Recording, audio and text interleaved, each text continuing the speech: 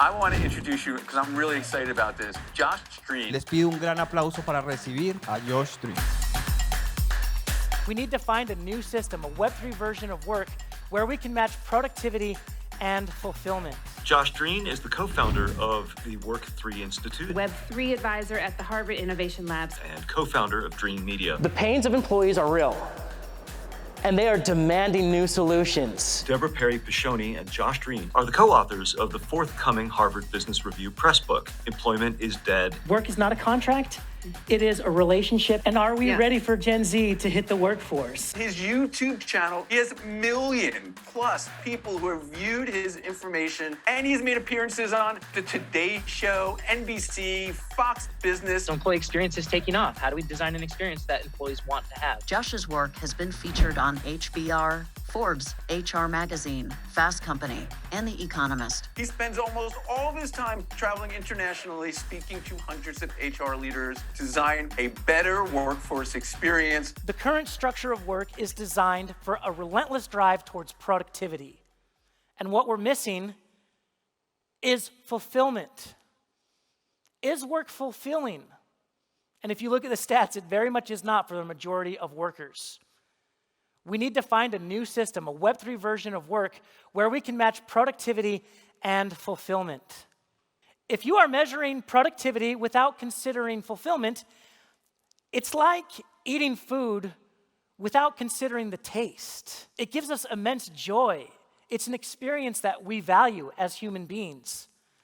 Productivity is great, but we need to bring back fulfillment in order to have meaningful experiences at work.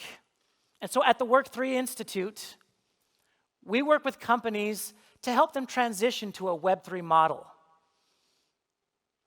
And we take them through this assessment right here. This is the productivity fulfillment matrix. This is how we assess if a company is ready to transition from a Web2 to a Web3 model. Are you able to create sustainable high performers at your organization? Or do you feel like your company is just psychological survivalists? They're just trying to get by. It's a dysfunctional system. When we match productivity and fulfillment together, that's when we find the marriage of strong work, happy workforce that is pushing forward the boundaries of what's possible. And I believe that it's only made possible in a decentralized Web3 world, where talent can be leveraged from anywhere we are in the world. The top 25% of organizations that were doing employee experience design, they saw 3x returns on assets, 2x return on sales. They stay longer, they're happier. I could quote stats at you guys all day. I love this stuff, I nerd out on it, but let's just simplify it for a second. Employees are unhappy. Can you feel that with me for a second? Could you imagine taking this fact to the boardroom? What do you think the response is? If our customers are not happy, they've got plenty of options, they're gonna go somewhere else. And yet for some reason when we talk about employees, But aren't employees like customer number one? How can you communicate a positive experience to your clients and your customers if your employees are not happy? Josh is co-founder of the Work3 Institute, a digital transformation advisory. At the Work3 Institute, we believe that sustainable high performers can be optimized with high productivity and high fulfillment. Work is not a contract, it is a relationship, and we need to focus on creating great experiences for employees. However, beyond that horizon is the potential for Web3. Web3 technology has the power for us to disrupt current structures of work and create a new form or format of work where we can collaborate. An individual collaborates directly with a decentralized entity. And this is part of what we're writing about in our book, my co-author and I.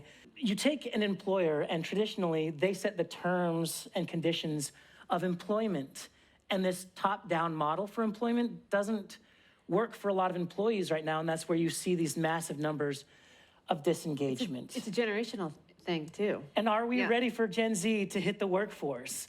Who are digital natives, who are excited about AI, who are naturally gravitating to it. It causes us to think about the structure and have to find a new model. Now, Web3 technology is not a prerequisite for the metaverse. A lot of people kind of think it's the same thing. It's not. 3D interoperable worlds can exist independent of decentralization and vice versa. But when we saddle these two technologies together, we can create a new format of work that puts power back into the hands of the participant. They get greater ownership over the work that they're doing. They have more agency in the decision-making process, and they get that flexibility that they're demanding right now, where they can work how, when, and from wherever they are in the world. The future of work is not employment. It is crypto networks. It is the metaverse. Employees or contributors finally own the value that they're generating in the workplace, finally have the agency that they need to make the decisions. They get to join a DAO under a smart contract so that they can derive value in a way that they see fit, in ways that are currently unimaginable.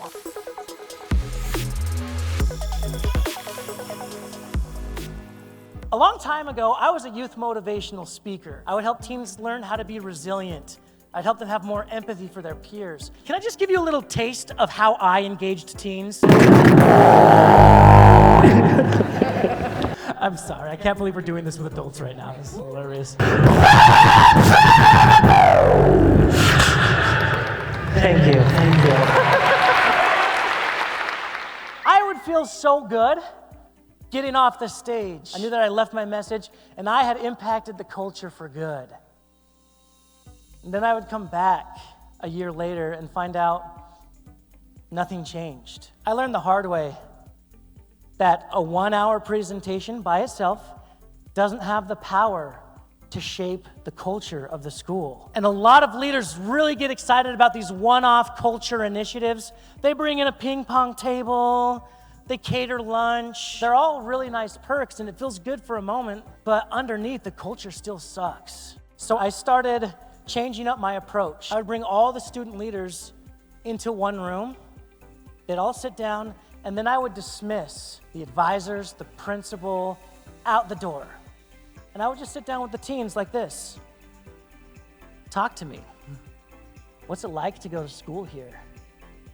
And because I had built up a little bit of trust, they would talk to me. And by the time we would invite the principal and the leaders back into the room, we had a working draft of the culture of the school, and it was led by the students. Students have that power. Employees have that power.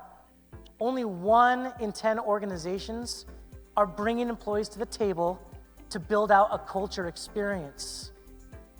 That's got to change. HR will talk about this all day. The number one thing that you can do to increase engagement in your organization today is to hold regular one-on-ones. If you listen to them, you will glean insights that will change the way that you do your business, that will change the way that you develop your products. It's incredible what can happen.